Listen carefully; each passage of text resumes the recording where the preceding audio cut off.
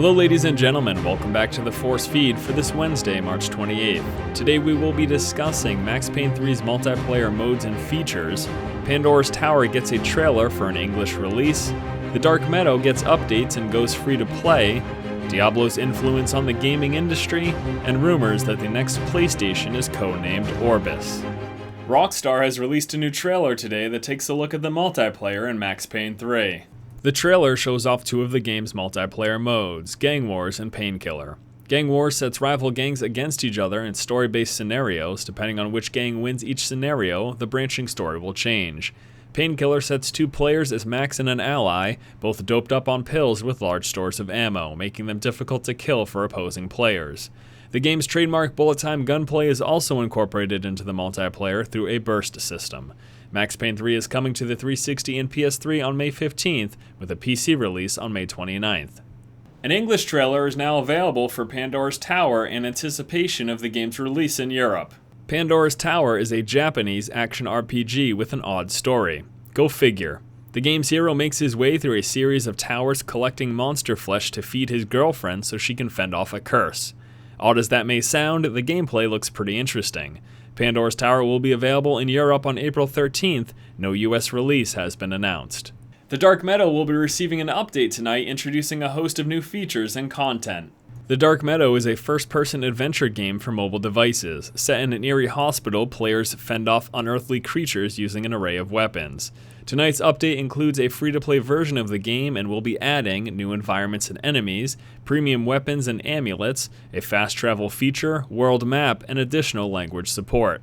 Available tonight on iOS with plans for an Android release in April. Diablo, ever heard of it? This Blizzard title birthed a generation of copycat games, and a recent article on Joystick takes a look at that history. The article, written by Rowan Kaiser, looks at the games birthed in Diablo's wake. From titles like Dungeon Siege and Divine Divinity that mimicked Diablo's isometric perspective and real-time combat, to games that take a lesson from Diablo's smooth controls and unified tone like Bastion and Deathspank. And then of course there is the straight-up Diablo clone, Torchlight. This is a well-written article that deserves a read from any fans of the genre.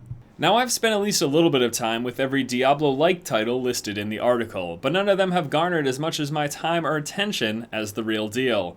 What is it exactly about Blizzard's Diablo that keeps us coming back, while like games just come and go? Is there something special about Diablo that other games have not been able to fully replicate, or am I just a raging fanboy?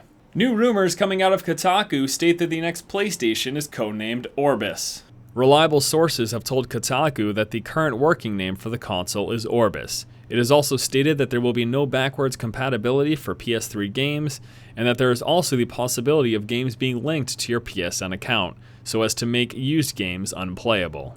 Please do keep in mind that these are nothing more than rumors coming out of Kotaku. If and when we do get confirmation of these, I'll be sure to let you know. Alright guys, that is going to do it for today's episode of the Force Feed. As always, I thank you so much for watching. Stay tuned tomorrow for another episode, keeping you up to date on all the most recent gaming news and announcements. Once again, this has been Force, and you've just been Force Fed. Alright, just about ready. What was the new PlayStation called? Orbit? Dude, Orbit's a gum. What an idiot.